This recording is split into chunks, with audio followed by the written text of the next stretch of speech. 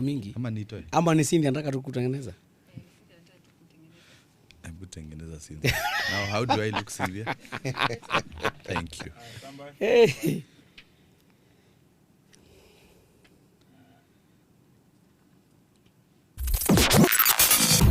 Unfiltered with Bran Otieno and Dongo Gashane. Hello there and welcome to Unfiltered. This is your go-to show on politics and economy and societal issues. We bring you bold conversations, sharp analysis, and perspectives you won't hear anywhere else. This is where truth meets debate. I am your host, Ndongo Gashane, and I'm hosting this show alongside... My name is Daniel Kariuki. Mm-hmm. Yes, glad to be here for the second week running. Yeah. So that we discuss on matters that are of public interest. And I'm glad that today we are joined by also someone who is well versed with the issues of the country, and even the outside world, and matters to do with politics and law. True. Yes. Yes. So we are going to mix all of them. Politics and law. Politics and law. And I think with time we need to ensure that all politicians do law. So that when you are elected into position, your primary obligation is being a lawmaker. Now do you want to pass law when you have no idea what it was? So that even when you're arguing about law or something about the making of the law, you know what you are saying. You have some foundation. You have some level of knowledge on what can become a law, what cannot become a law, the basis, some public policy guidance on how to bring issues to become law. I think we need to introduce that to anybody who wants to go into politics. But again, politicians will not want to be lawyers so that when they are making the laws, they favor them. Yeah. Because of the future. Yes. And that is why we find that we have situations where in the country where, like even in Kenya, you observe where a law has been passed to serve a particular clique of people and for a particular season. When the shoe changes to the other side of the leg, you think of it again. Saying, no, that is a very bad law. Having our Akili. Introduce our Akili, Gashane. I think the guest has started this show with a heavy, actually a high note. On a high note. He actually forgot to tell us who he is. We call it unfiltered. Yes. So now it is moja kwa moja. Welcome, Wakili. Maybe you can first introduce yourself. Yes. Yeah, my name is Dennis Anyoka Muturi. I'm an advocate of the High Court of Kenya, practicing in my own names. My office is based at Utumishi Cooperative House, 5th floor. I'm a politician. I've vied actually to be member of parliament twice. I'm a husband and father and a very serious choir director. Choir? Yes. Back in I know you didn't know that part. I didn't know that one. Back in the village? No. Oh, yeah, in Nairobi. Yeah. Come my local church, you realize I'm a very serious musician. You know different lyrics. Yes. Then I think we are so fortunate today because I think Dan here also is a very serious choir member. And we have the right you just need to recruit him. And we'll have a very good team. Yes. Anyway, yes. Maybe first and foremost, Wakili, thank you very much for joining us here on Unfiltered. Yes. And we have seen a lot that has been happening in the country. We're talking of matters, politics. We're talking about matters to do with 2027 polls. Well, we are 2 years away, but there is that heat that can be seen from far, opposition versus the government. And right now, President William Ruto is in the Ukambani region, trying to garner, or rather push for votes for the 2027 elections. Is it too early? No. Actually, for two reasons. One, knowing Ruto as we know him, it's not too early for him. I mean, he started campaigning immediately, was sworn in. Started putting mechanism in place, right from the appointment of people into various government positions, heads of parastatals, and, it was a calculated move that was meant to bring groups together to position himself for 2027 elections. So it is not too late for him, for Ruto as a person. But even if it was not Ruto, 2 years to any election, then any serious candidate, especially at national level, You need to be out there. You need to be visible. You need to start convincing people that you are the person to beat. And I think as of today, even all possible presidential candidates, you can easily run a list and say Matiangi is going to be, most likely to vie, going by the steps that he has taken. Ruto will definitely be on the ballot. We are seeing other candidates showing that they show some interest, but you can mention the list of people who have shown interest. So it tells you that, generally speaking, 2 years to an election, for national election, it's not too far. So are you saying that 2027 we will not talk about matters to do with the development, really, as much as the president is pushing for development, because you've mentioned people who are appointed maybe in preparation for 2027. Yes. Dan, when you get into office, like for Ruto, as the politician we know him is, he does not do an appointment without regard to the future. He can't give you a position unless he's trying to assess. It is not so much about competence, if you ask me. In fact, if there's misalignment of competencies, it has happened in the Ruto's administration. You are a land economist, you are made an ambassador on something. You have zero idea on diplomatic policies and matters diplomacy. But because you are being rewarded, because your region needs to have somebody, that is the appointment that you'll get. So Ruto, by giving you that, it's not like Ruto is stupid. It's like, you can't say that he didn't know what he's doing. He was purposefully placing people who can help him into 2027 elections. So that is why he could place some people strategically in those positions. Development, I don't think the country, apart from Gen Zs, I don't think the rest are so interested about development, you ask me. Because we have by-elections. And one of the parties that has fielded candidates, UDA, we have had all these quarrels that UDA and Kenya Kwanza has done very badly. And you go to any rating, and Kenyan will tell you they have not done well. Yet, they are serious contenders in by-election. So if a government has not done well, if a party has not done well, how do you then give them more impetus by giving them more elected people? But you cannot write off UDA in the elections. They have serious machinery, they have put in enough resources, they are causing trouble in various places, including very unlikely spaces, where we could have thought that other political parties could have come in way stronger. That tells you that, in my view, and I think this is a very unfortunate scenario that we find ourselves as Kenyans, development comes as the last of all the considerations when it comes to elections. And Ruto knows that.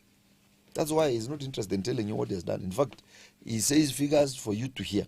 Because we have no way of verifying it on the spot. We clap for him and feel it's a nice thing and we move on. So, Akili, are you saying that even if one performs poorly, it doesn't matter, and it doesn't matter when it comes to the elections? What matters then? In Kenya, and the current political dispensation that we have, as I've understood it for a while now, is that people are not very interested on the most merited person. The considerations have been very different. And that appears to be the position, including in this by-election. Because I have not seen a by-election where people are having issue-based discussion. I am seeing discussions where people are interested in let's elect somebody in UDA so that they can bring development. Of course, that is not true. There is no relationship between being a UDA member and bringing development.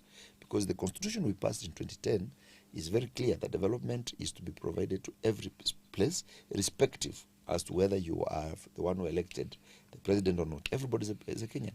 Regional balance is a constitutional principle now that is that was put in the current constitution. But are we having debates on deliverables? I'm not hearing that. I listen to the opposition. I listen to those who consider themselves opposition. When I listen to them, they are only shouting 1 term, 2 term. Okay? Of course, they're pointing out the issues. But really, perhaps except Matiangi, who is not very good also in the crowd movement. But if you give him a microphone, he's quite articulate on what he wants to do. And perhaps the only person who could have brought out issues that he thinks need to be addressed. But the rest, you listen to them and you can't hear anything. You only hear a chant and a chorus. The sloganeering way of politics. What about the praise of ethnic balkanization when it comes to the 2027 and even the past elections? What is their role in shaping the narratives? You know, in the past elections, we have had the ethnic blocks being very strong, voting blocks for anybody who wanted seriously to go for national elections. And that has happened in the past, including when we were having Ruto coming on board as a president. Remember, he brought together the Mount Kenya vote block and then Rift Valley, and then he had what Matiang'i coined as tyranny of numbers principle in politics. But if you ask me, probably going forward, if the Gen Z's revolt is anything to go by, that might not work extremely well in 2027 for two reasons. Firstly, the larger part of Mount Kenya is very disappointed with the current administration. Mm-hmm. With that disappointment, they will need a miracle for them to be convinced to be pulled again as an ethnic bloc to support a person in that manner. Secondly, even if they were to come together, then they will want somebody who is issue-based, and therefore then try to support somebody who will serve their interest in terms of business, in terms of moving the economy forward, in terms of ensuring that people can be able to actually live, work. You wake up in the morning, go do your work, earn your money and go home, which is a very difficult scenario as we speak, something that is very difficult for many people to achieve. So it's not, we are not likely to have the same principle applied in the same way, where people are balkanized together, you are told we are kisses on that basis, let's vote this direction. That may not work. The block of the Gen Zs is quite sizable, the young people. If at all they ultimately participate fully in the elections, going by what we've seen in the past, then they don't work on ethnic basis. They don't care whether you are from Mount Kenya or you come from Rift Valley or they all want a leader who can deliver. So that may not work extremely well. But yes, politics is about numbers. It's who you convince. Yes. So the question of numbers cannot be, gainsaid or cannot be assumed. You have to get sufficient numbers for you to win an election. But you have mentioned about the Gen Z factor. But you, me, and Dan will confirm that there was a time they were so vigor using their social media platforms to agitate for better governance and actually drawing all manner of cartoons, maintaining and pushing and actually calling out leaders who show opulence. But of late, they seem to have diverted. They seem to have focused on their social welfare. You hear they are mobilizing and coming together to go and help one of their own in Nyeri. You remember of Kaluma Boy in Embu, Mama Gift. And they were actually even in a church pushing for another one who was suffering at JCM, I think. But they seem to have avoided the confrontational way of politics by demanding better governance. And when you look at the Independent Election and Boundaries Commission report on the number of the new voters, they are not there because the continuous mass voter registration does not indicate the willingness by Gen Z to actually register themselves as voters. Do you think they are still going to make an impact in 2027? I think they still will. I don't think that anybody can assume that the Gen Zs have fizzled out. There could be a change of tact, like you've mentioned, because I think they suffered the highest brutality when they tried to come out and strong as they did. But one thing is clear, that they can mobilize themselves in a very short time. And I think because of the demand for a better leadership, for a demand for a better country, because of the need to have a situation, an environment where the Gen Zs themselves can be able to thrive, then I think that they will still want to participate. But there are three ways of participating in this thing. One, it is through civic education, because these Gen Zs are the youthful people, they have the energy, they have the knowledge, they have the capacity to reach out to their parents, to every place, and they can do that. So that it's not just about their vote. it's about the civic education that they're able to do and mobilize their own, including even their own parents, so to be able to vote in for proper leaders. That is one way of participating, and the Gen Zs, I think they are capable of doing that. Second is themselves being voters. They need to vote. How do they need to vote? They have not done well, as per the report, it's true, but there are logistical issues. Remember, universities are open. With the number of them are in universities. These are people who are struggling and straining. They are not able to spend money, 200 shillings, to leave your lecture hall, to go to a polling station so far, okay? Actually, not 200 shillings, much more, because you will be away from your local home area. You are already in university. So you cannot go to register there. If you register in that place, then you have a challenge. How will you vote that vote? So probably those are the kind of the issues that we are seeing. Remember, people are already, the universities are open and colleges are still running. When they go back home, I believe that they will want to do registration. But finally, and most importantly, these are the same people, the Gen Zs, who participate as returning officers, clerks, voting clerks, and manipulation of votes is done at that stage. One of the things that you have to, if you run for a position, is that other than the vote being cast, you have to take care of it. You have to ensure there's no manipulation at that stage. And the Gen Zs can be very helpful by ensuring that the actual votes that have been cast become the votes that will be counted, and whoever wins fairly wins fair and square. So it's possible that they can assist to bring out some of these issues.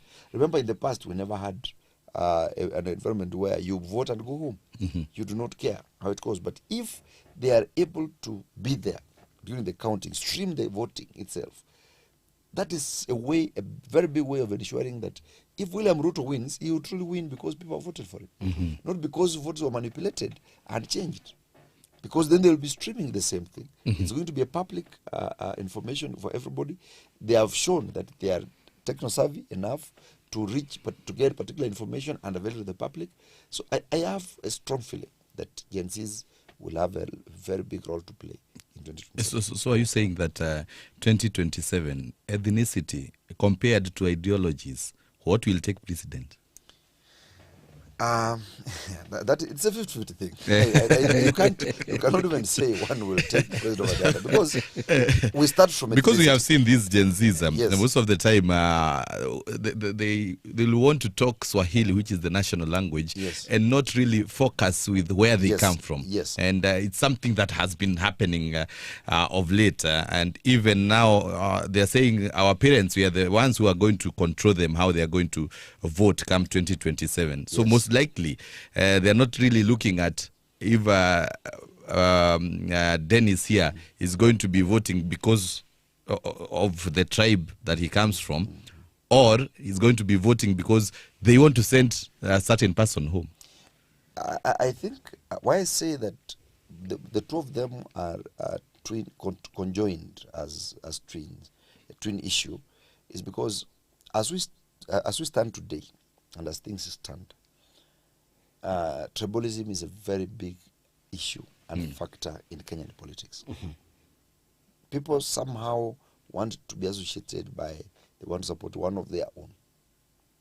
And that is why we have kingmakers, and we have, if you ask me, Rigathi Gachagua has been trying to be the king of Mount Kenya, so that he can come to the table and say, and that has been argument, that I am coming with 5 million voters. So that you tell me what you have. We negotiate and we bring all of them together. Right. That is where we stand. That is what has been happening. And of course, you are told that if we don't go together as a team, we will suffer more. We must have one person to speak on. That has been the idea throughout. But you see, it has not worked in the past when Mount Kenya team felt that it has been pushed out. Their deputy president was moved. All the issues that were labeled against Rigathi Gachagua, I've never seen him being taken to court or recoveries being made. Yes. So basically, it was just to send him out unpacking, because clearly his brother and friend, President Ruto, was not very comfortable with it. It was just to get him out of the equation. Yes. Now, if that be true, then it means that people will still, the old tendencies may not die very easily. There are people who will still want to coalesce around their tribal, affiliations. Yes. But again, the Gen Z factor and the guidance that we are getting, including now people realizing that you can actually serve. There are people from Rift Valley who are struggling, yet the president comes from Rift Valley. There are people from the tribe where Ruto comes from who are totally unhappy with him, yet he comes from the same tribe. So you may not necessarily be a beneficiary of the good governance by virtue of coming from a tribe. So as people realize this, and Genesis coming strongly to point out these issues, it will have an impact. And that's why I say it's a 50-50 balance. Both of them will work. But what will win depends on how we progress and what takes, what is fed more. So are you saying that the president is really ignoring the fact that also the ethnicity might play a part? Because he has been pushing and saying, ignore those people who are tribalists and shareholders and so on. Those are the terms he has been using. So are you saying he's ignoring that fact? You know, the president is actually, you ask me, and in my very honest opinion, that I think is, he might be promoting tribalism more than he's saying one thing. The ones who are pushing it. Yes, he says one thing, but he actually does the doing the opposite. other. Yes. Look at all the appointments, and these are public records, and see how the appointment has been skewed. Yeah. It's evidence. This is not something you accuse him falsely. In fact, NCAC has Yes. released a report today Yes. saying that only 5 communities are dominating the Exactly. public service. Public service. So then, as head of state, how do you tell us that it's not others are tribal, yet you, who is the appointing authority, are ethnicizing the appointments?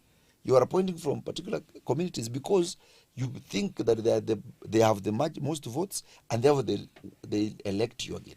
So it's not. It doesn't mean what he's saying. In fact, if you ask me, I do not think the rest are even tribal, because all they are saying is that let's come together so that we can also try and negotiate for our space, because that is our. You don't think the camp by The captain Gachagua seems- and Gachagua, Kalonzo, you don't think they are tribal? No, there's nothing tribal in them. You know, saying you are a Kikuyu does not make you tribal. I don't think that makes you tribal. Yes. I mean, we all come from somewhere. I come from Kisii. When I tell you I'm a Kisii, does it make me tribal? It does not make me a tribalist. Yes. But it is in my actions as a person in public office that will make me a tribalist. When I am asked if I'm given responsibility to share this water, and then I realize none of you say Kisii, then I take all the water. Then now I'm applying tribalism as a basis of sharing the resources. Yes. Okay, you have said that tribalism will also take a greater part in 2027. Yes. But and you have also said in this show that Matiangi is one of the only few presidential candidates who are able to articulate issues. Yes. But assuming that we also continue with the way we do politics and the tribal factor, Yes. where do you think Matiangi stands? Matiangi stands is a very good chance, and I'll explain how I think that you can easily get the numbers. If then we were to use the tribal card as the only card that will come on, that will play in this case, you will have slightly over 1.2 million voters from Kisii. Okay? They have the Gusii region, the Nyimbira and Kisii region. Those- Have they attained 1.2 million? The total number of votes will be about 1.2. Remember, we have a lot of Kisiis out of Kisii and Nyamira. Don't look at Nyamira and Kisii as the only voting blocks. In fact, if there's one community that has votes out of almost the same region. size out of Kisii are the Kisiis themselves, because the nature of Kisii is that where they go and become comfortable, they make a home there and they move on with life. They will have roots in their village, but they will be very comfortable. Come to Nairobi, we have constituencies where it's largely Kisiis. Okay, quite the number of sizable voters. Go to Mombasa, go to other regions, they are there, and quite the number. So if then we are saying that wherever you are as a Kisii, you're voting for Matiang'i, irrespective, we are not looking at anything else. So you're starting off with 1.2 million 1.2 votes. million voters, around there, on give and take, around there. Then Mount Kenya does not have a candidate as we speak, and strategically, Matiang'i is in a party that is Are you saying largely Gachagua has said that he will come with the votes and then we'll discuss? you see the problem. In fact, he is that- says, if I'm the one at the ballot, yes, who mtamkimbiza mbio? Gachagua will not be on the ballot. Okay. That is. I mean, the law is very clear. Gachagua will not be on the ballot. So let's not even have that. The word "if" is for political reasons. Okay. But he will not be on the ballot. That is one. Maybe he will negotiate using Yes. the votes. Uh-huh. But I want to think, going by the history of the Mount Kenya Yes. politics, as we know it. They are not people. And in fact, somebody once said that you can rent a Kikuyu but not sell one. You cannot buy, but you can. Cannot buy one, Yes, but you can rent. So what Gasha will want to do is basically to say, I can sell them so that we negotiate. Yes. Because I have something to avail to you. For his That will not political work. gain. Going by the politics, considering that again, Yes. is the same person who took them to a particular space, and they are now crying. So that will not work for him. And that is why today, if you ask me, when Uhuru Kenyatta, the former president, stands in any podium and speaks, Yes. he looks like a saint who has come an angel has just dropped. But I we'll actually come to Uhuru's factor. But before we do Yes, that, yes. we were on Matiangi's factor. You were telling Yes. us that So is something else we want to Yeah, million then. so I was trying to explain that in Mount Kenya, if this block of Mount Kenya, where numbers don't lie, they're quite sizable, if Jubilee being the party that is largely in Mount Kenya, because we have no other party that has picked in Mount Kenya than Jubilee. Even DCP that was registered has not picked at all. So Wakili, it's true. where are you getting these statistics from? Look at the by-elections that we have had, just as the only measure. Yes. How many candidates in the larger Mount Kenya, where we have also by-elections, as DCP have succeeded to field? In the by-election? Yes. Jubilee doesn't have a candidate also. The point, the reason why Jubilee will not have a candidate, Yeah. it's a very different dynamics. As a new party, we expected them to show their muscle and capacity hitting the ground running. But we have not sent them to that, because that is the only yardstick I'm using. Then two, it's a new party, a very recent party, that has to show that it has the muscle and the capacity to even mobilize the entire Mount Kenya. Because how do you say you will have candidates when you've not put infrastructure in place? Jubilee already did that. It's a national party, Yes, with serious roots, and it has actually member of parliament. but in Mount Kenya, the Jubilee Party has only 2 MPs. Actually, most of the MPs sponsored by Jubilee to Parliament actually come from Northeastern, if I'm not wrong. And also, I think we have one in Nakuru, and one in Ukambani also, Yes. And in Western, I think Western, I think one, Yeah. several Northeastern, as he has Yes. said. So they are largely distributed. They are largely distributed, but they are not. You see, it was possible with the UDA wave Yes. that Jubilee could have gotten 0 votes. I mean, 0 Because members of the parliament, wave. Because of the wave then. But amidst all that, they were able to get members of parliament. Amidst of all that, I believe we have members of the county assemblies.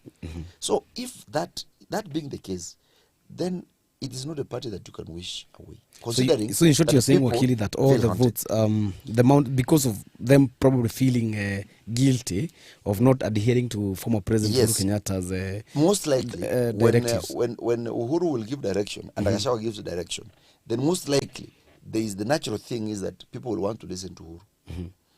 And Uhuru has given an indication on this his preferred choice, who is Matiang'i. He's the deputy party leader. Yes. So he comes in, if we go by the tribal card, that's the card was the Yes, how yes, Mount yes. Kenya will come in.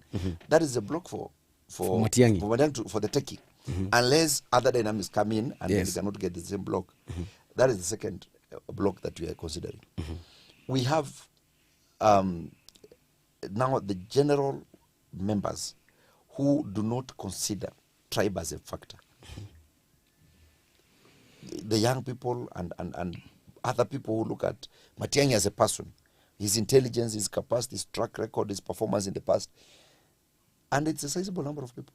I have seen, even in Luo Nyanza, what could have been considered as an orphaned region politically because of the exit of Raila Amolo Odinga, of the unfortunate demise.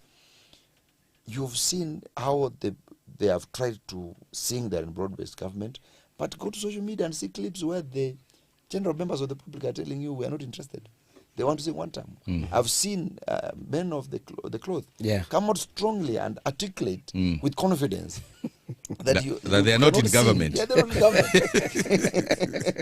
so they are those kind Bishop of Charles people. Onging or Yes. some Yes. Ezekiel of Yes. And when you see those clips, you can follow the comments and see people really associating themselves With the statements. those statements, telling you. In fact, I've seen people say God is now speaking. That is the actual voice, It's the voice of God. so we have these people. We have. And why do you think that these people are going to vote for Matiang'i and not any other candidate within the opposition?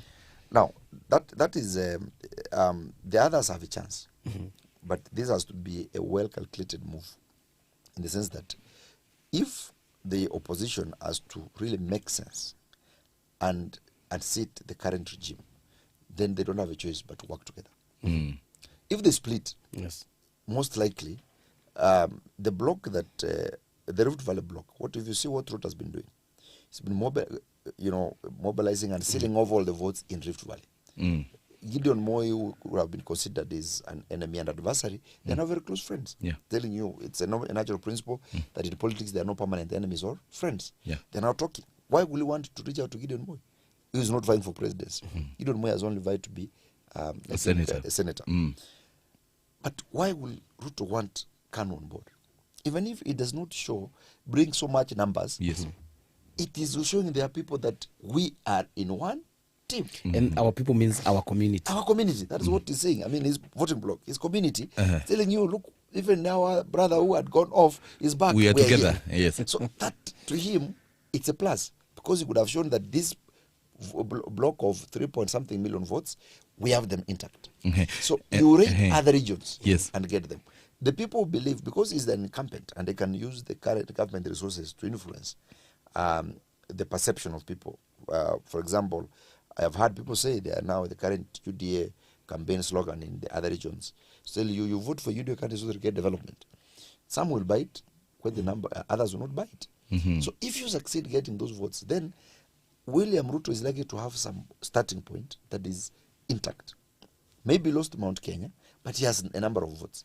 If the rest split, Mount Kenya is split into options, then Kalonzo gets a view, somebody gets a view, then all of them cumulatively, as united opposition, will get more than the president, William Ruto. But William Ruto will get much more than any of them. Because of That's the mathematics. getting some of the votes from the Mount Kenya. And Yes. that, of course, brings He'll us... also get some votes from Mount Kenya. It It's not brings like us he'll not to get- the discussion on Uhuru Kenyatta, the former president, and the Mount Kenya, and the factor of Uhuru Kenyatta in the 2027 politics, because he has already declared that he intends to push Fred Matiang'i Yes. as the presidential candidate for Jubilee Party. And we saw him in Murang'a County the other day pushing for Matiang'i's candidature. So, where does it leave the opposition in this case? Will he unite the opposition and try to push for Matiang'i to be given that? We're talking of the flag bearer of the opposition, because Matiang'i is his candidate. Yes. If I would Yes. say that, Yes. yeah. I think he can.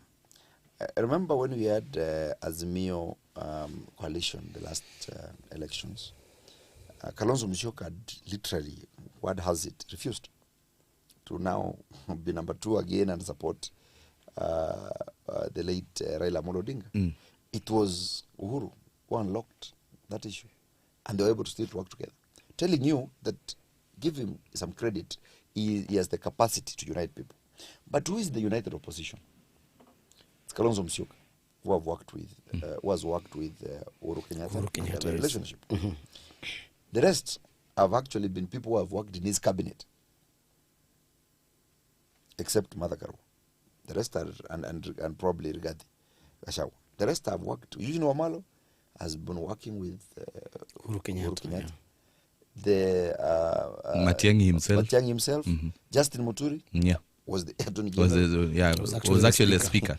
Attorney General was in Yes. the President Ruto's government. Was the speaker. Oh. So there are people who have worked together. There are people with history. There are people with the relationship. The only person, and the dynamics here that probably Uhuru Kenyatta will want to work on, is to ensure that Rigathi Gachagua becomes comfortable in the coalition where Matiang'i is vying for presidency. So that they look at what is the comfortable formula, who comes in as a running mate in a comfortable manner, that we can get those regions together. Okay, who needs to be comfortable in this case? Is this it case- Gachagua, or And is he not comfortable? Is it Uhuru who needs to be comfortable? No, it is the person to be comfortable is Gachagua. Is Uhuru to ensure that Gachagua is So comfortable. is he in not the comfortable arrangement. right now? No, I will not say that he's very comfortable. Why do you right now. think so? Because look at the utterances that Gachagua has been making immediately after Matiang'i went to Jubilee. he clearly was very uncomfortable with that arrangement. And I'll understand him.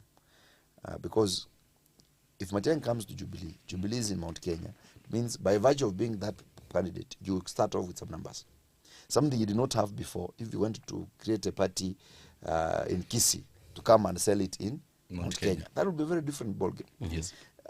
Two, it gives me right and access to particular infrastructure and space within Mount Kenya, which Rigathi would have wished to be that is the one who brings you to now access those particular infrastructure, political infrastructure for that matter. So his utterances will tell you that he was very uncomfortable.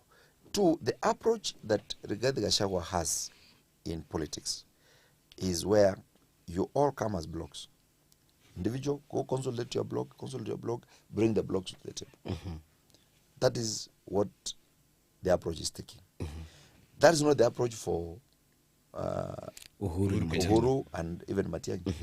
They are telling you, no, we have to go to a national party, we have to make everybody come on board, we discuss issues, forget about blocks. We know the blocks exist, but let's discuss the issues within the blocks so that then we have something that is common running across, we bring everybody on board, then we move as a team, we agree. That is the difference. So those two issues are not something that Rigathi Gachagua can be very comfortable in. In fact, wisely, and I think why I think that Rigathi Gachagua is likely to come to the table finally in the fullness of time is tactfully I saw the president, former president Uhuru Kenyatta, Yes. reading a riot act to his members, yes. telling them, do not abuse. That came, anybody could have seen that as a surprise move because it is Rigathi Gachagua has been on, very seriously abusing Uhuru Kenyatta even himself. And he has even done things that ideally could have spoiled the relationship. But tactfully, Uhuru Kenyatta has not kept that heart. He's the one telling people, don't talk. You see, this Don't like when you insult have an enemy and you have somebody, the one I consider you my enemy, but the time you come in and look like you are the only friend that I have when everybody. So you see, you will disarm me. So I don't think that Rigathi Gachagua will have a lot to argue or fight with Uhuru Kenyatta. Let me ask you this. Yes. Because you say that one of the prospects that Matiang'i hopes to get is actually the Mount Kenya constituency. Yes. And here we have former president who in 2022 tried to convince his people to vote for the late Raila Odinga. And they actually called him names. Yes. They called him many names such as where Maliza Wende, or Kamwita Jaden. That was his first gamble. Yes. Now he has a second gamble, Matiang'i. Now, do you think people will listen to him this time around, given that there are some of former Jubilee officials, who includes former Kigumo MP, Jamri Kamau, who was actually the director of elections and has since decamped to the Democracy for Citizens Party belonging to Gachagua.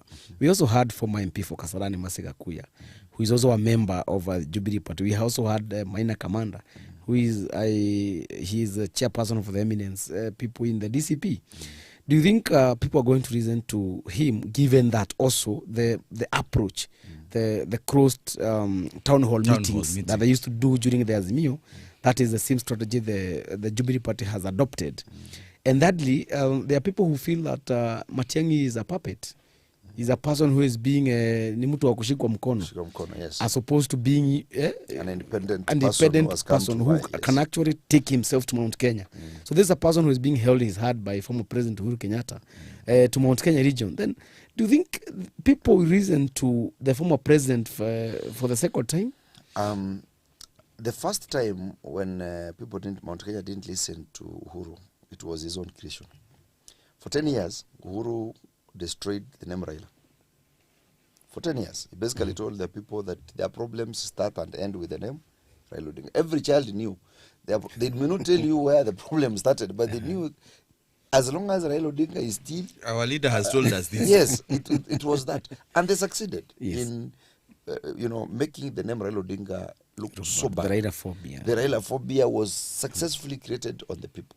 People just feared Raila. They did not even know what they fear. But to them, if they woke up and Raila Odinga was a president, someone could easily commit suicide. Because they were made to be very scared of this person, Raila Odinga.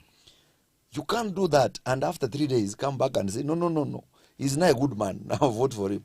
It doesn't work like that. It was going to be very difficult way of reconstructing. But even so, they did very well, if you ask me. I mean, me and you know the elections and the challenges that exist, but they did fairly well. I was a candidate in 2022. I can tell you that one of the greatest mistakes Azimio did then to lose election, they didn't guard their votes. In my own polling station, there was no Azimio agent, and many in my own constituency. In fact, my own ward, I went to many. There was no Azimio agent, so that after the national tally has been finished, there was no one to follow and verify and monitor that. People were also busy to monitor our own votes. So it was difficult to tell. And then you see, with all those kind of mistakes, see the number of votes that Azimio got. It is indeed, if they had covered even some of those mistakes, perhaps Ruto could not have been president. So with that, I think that Uhuru did tried. In fact, it was very courageous of him to have brought a man he called Mugoroki to now tell you this Mugoroki is a better person, now vote for him. I mean, this is a lot of courage. It seemed even to work against him as they pushed and said, you told us this, Yes. and now And you're telling us this. the opposite. Now, It how is has very it difficult. changed? Now, for currently, everybody has their own, they know where the shoe is biting. Yes. It is like an automatic. When you listen to people, when I go and I listen to people on the ground, when you listen to people themselves, they'll tell you where the shoe is biting with regard to the current administration. So when that is easy, when somebody is hungry, a conversation about how to eat is very easy than when you are already after lunch, when you have eaten and you're full, and I tell you about another meal. You're not so interested. But if you are hungry, and I start explaining that there's a meal that is being prepared in the next room, Yes. you will want to know, is it possible that I can also join them? Because you are hungry. So the Mount Kenya factor, the Mount Kenya bloc, is likely to listen more to Uhuru now than they did that time, because the shoe is biting everyone. There's a question that he has asked, Gashane has asked, is Matiang'i a puppet?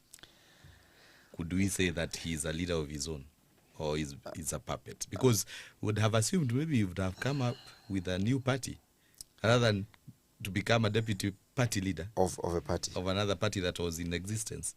I will not call him a puppet when I listen to him for three reasons. One, I can tell you for a fact that I know that in 2022 there was and this has even been said by the Secretary General to Jubilee in other forums.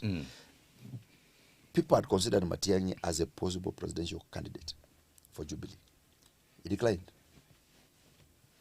He declined. For simple That reason. was 2022. Yes, he declined because he was not ready. You have to be ready to take up the responsibility of presidency. If he were a puppet, then he could have easily jumped in, because Jubilee was in office, everybody was ready to support, the president was still there, he could have done it. He declined. It has taken a few years, and there has been a general call by the general public that he should avail himself for the people to consider him to be run for presidency. This was a Gen Z call. And it even took time. Remember, there was debates about the confidence whether Matiang'i will even come. Okay, we have had these debates before, whether he's a man who could even show up and accept this. Yes. We are beyond that bridge, because he actually came. He accepted. He that, accepted. call. Yeah. If he were a puppet, I do not think that we could have seen the Uhuru factor at that point. We didn't see so much of it. It was more of a general Gen Z call, a general public. Are we likely to see Matiang'i holding political rallies alone in Mount Kenya and the rest of the country? He will have to. He's the candidate. He will know. That's not an option. He's the candidate. But we have not seen him alone in Mount Kenya. We have seen him alongside Uhuru. Yes, for now, that is a different ballgame. Yes. But when really that time comes and is to hit the ground, he does not have an option. He will just have to come and ask for the votes. So are you saying that he can even inherit Raila's base? Oh yes. That is Nyanza. Because even Yes. even Kalonzo Yes. and Yes, Ruto yes, are yes, there yes. to inherit Yes, it this does. base. I mean, this is in Luo Nyanza is like now a region that is orphaned in terms of politics, in terms of leadership. Yes, they have members of parliament. They and you can see they cannot agree whether they are in broad-based government or they are not in broad-based government. You are using they seem not to agree. Where they are. No, they're not agreeing. I mean, all of They them actually are don't know where they are. They are not sure. There are those who feel they are in the those- government. ODM as a party, there are those who tell you they dreamt Raila telling them not to leave you, but another one tells they have dreamt the opposite. So it is. Then it has actually gone across from the parties even to you've talked of the religious leaders. Yes, and the even religious leaders the public itself. Yes, the people are telling. So that is a region easily you can sway. Before they get a leader at the stature of Raila Odinga, which is not going to happen easily, and it's not going to happen tomorrow. It's going to take a while. It will take something to get that kind of leader again. Yes. So for that reason, that is a region that is up for grabs. All it needs is the branding and ensuring that you reach to the interest of these people. One thing that Matiang'i benefits from is past public record. Is everybody seems to agree that he did a good job. Whatever responsibilities he handled as a cabinet secretary, then in the last 10 years in Ruto's administration, he did a good job. So people seem to agree that this is the kind of man we need for the job. We need him. Obviously, he will not do it alone.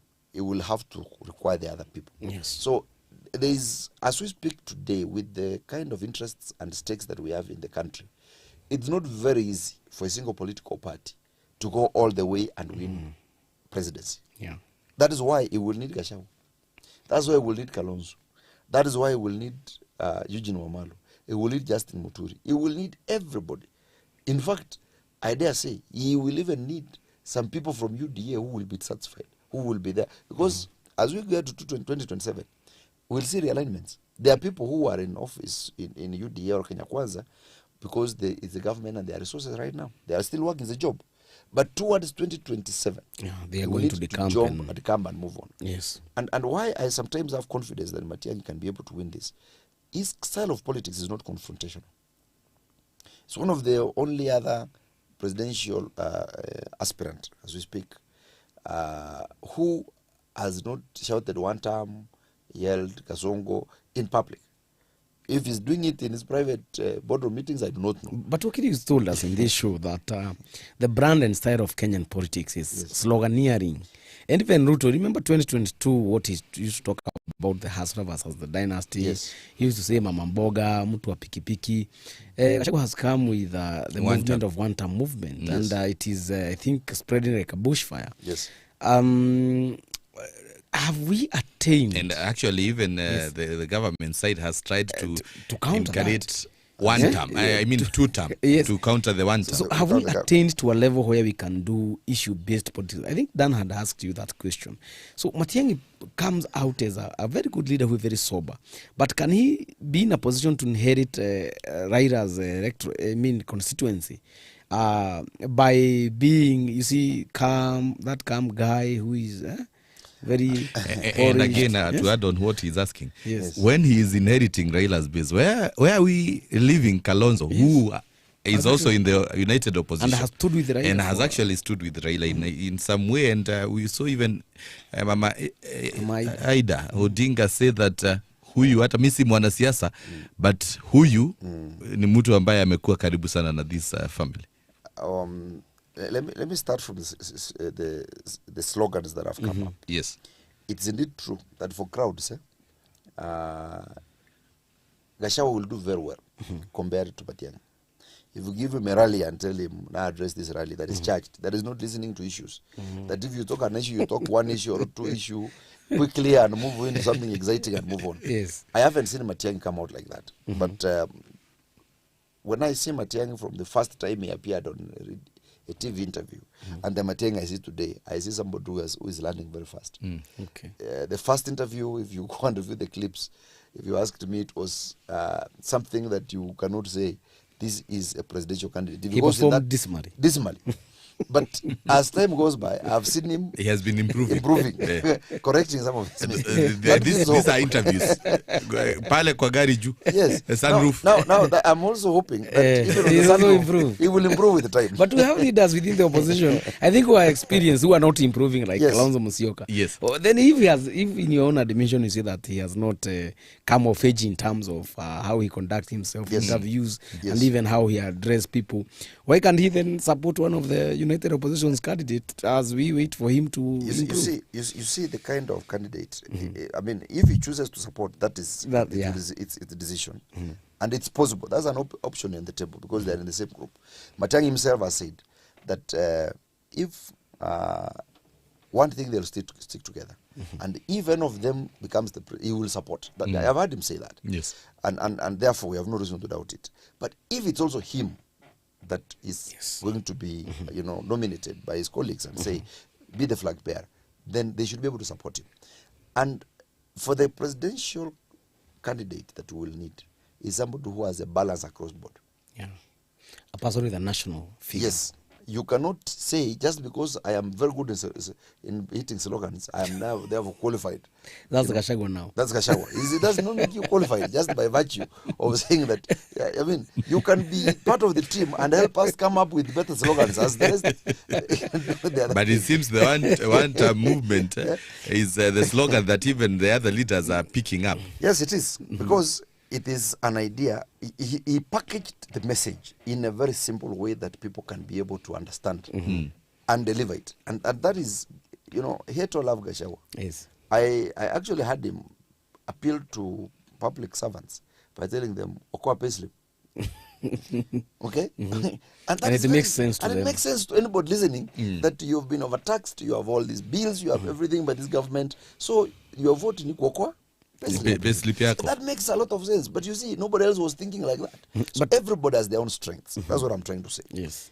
But some of these people may not be able to articulate the same issues in the manner that Matiang'i has been able to articulate.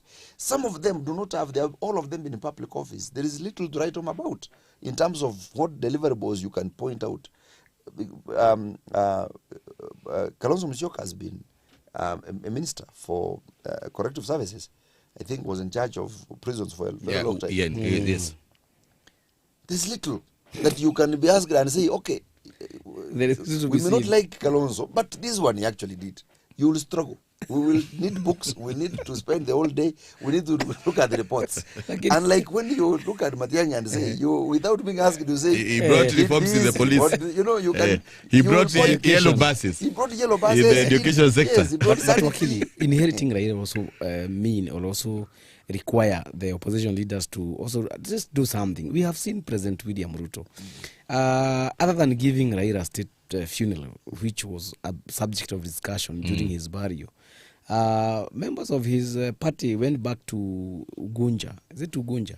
And where there is a by-election. Kasipul. It was in Kasipul. And yes, and this other constituency. Actually, even with the deputy president. These other constituency that Opio Wadai held. Yeah, yes. Ugunja. And these people are on a serious charm offensive to inherit this region. Before Ruto embarked on Ukambani tour, he was in Western, and he promised them goodies worth 46 billion. And then from there on Saturday, he's joining the ODM brigade in Mombasa. And after that, he's going to have some rallies in Coast. Yes. This is a man who has declared interest, serious commitment to inherit Raila's base. But what is the opposition doing? It's not going to be very easy to inherit Raila's base. It's not going to be 1+1. But at least their efforts. Because one, how did Raila end up being in the space that he was? Follow the history. The history is because Raila has been pro-people, pro-the common person. His fights, anytime he fought, was pro-people. In fact, the only time in history that I can be able to look at that he appeared not to be in the good books with Kenyans is during the Gen Z uprising, when he moved to create a broad-based government without solving the Gen Z issues. If Raila Odinga were to be alive and advised in 2027, he will not be as loved as he was before. That is the only stain that I see in his legacy. But give it to him. He's been pro-people throughout. He fights for the people. Ruto has not done that. There's little you can say that Ruto did to fight for people. He can't inherit that. And fighting for people in public service is to show really what is it that you are passionate about that benefits people. That is the question people have with Ruto. Other than bringing promising goodies, which he may deliver or fail to deliver, because it's not the first time he has promised. I mean, for the last 3 years, if you go, I mean, go look at your own constituency or even your own county, there would be 1,001 promises about everything. I have, in my own Kisii, I know a place where President Ruto went and put, unveiled a stone, the way they do that stone for building a medical training college. I saw Murara showing it. It has been there all. Nothing has happened. He unveiled it when he was actually deputy president. He came back, and nothing has happened to date. So he left, and even the contractors left. Yes. They followed him. The contractors never showed up. He said the way, you see, he has gone to Western and told them there's what things worth 46 billion will come. Yes. So the contractors are not on site. Those are promises, those are things he's telling you. But we all know that is not how our Kenyan constitution works. If you want those projects to be done, then they have to be passed through a budget. They have to be, you know, we have to know the money is there. Yes. Where is this money? Yet we have had lecturers out here for the last whole semester. You know, time is not on our side, Wakili, and Yes. I understand that we are supposed to be wrapping up. And maybe my in like 30 seconds, which combination do you think would take on Ruto in 2027? I know it is still early. It is still early. Yes. But whatever combination they work, you should have Matiangi in the mix. Whichever As a arrangement. presidential candidate. Yes. And you are not bringing Matiangi because he's from. No. I'll okay. explain. This is not because he's from. You come from. I come from Kisii. Yes. When you listen to everybody, is the person who has a sense of national acceptance, a sense of, apart from personal weaknesses, which people point out, is one person who you will not find a lot of that, and then he brings a fresh sense of air, because he's not been in this thing. He's not been doing politics. The rest of them have been career politicians, I call them. They have been in this politics throughout. So with that sense of acceptance, with that sense of Gen Z demand and looking like is a candidate they're looking at, then you need him in the mix. Whichever the formula that you arrange, whether it's going to be the presidential candidate or the deputy or whatever, or the prime minister, whichever or the arrangement, speaker. He must be there. so that that appeal Yes. is not lost. If you lose that appeal, then it will be very difficult to dislodge Ruto, because none of them then is as sweet talking as Ruto. Yeah. None of them has anything to promise anyone. Of course, we'll see. We'll see in 2020 as the days move which combination you are going to be looking at. But of course, we know already we have President William Ruto trying to seek re-election in 2027. We'll look at the opposition side who are going to, even some might even cross over to the other side. I did not know. The arrangements are still far. And there's still far. Well, I think time has time is up. So mimi ninataka tu kushukuru sana wakili Thank you so kwa much. kufika hapa kwa Unfiltered. Thank you. And sharing with us the different perspectives. Thank you. And now mimi nitarudisha kwake Gashani. Asante sana. Thanks so much, Wakili, and we are hoping that we shall invite you in future. Thank you. Yes, until next week, I am Dongo Gachane.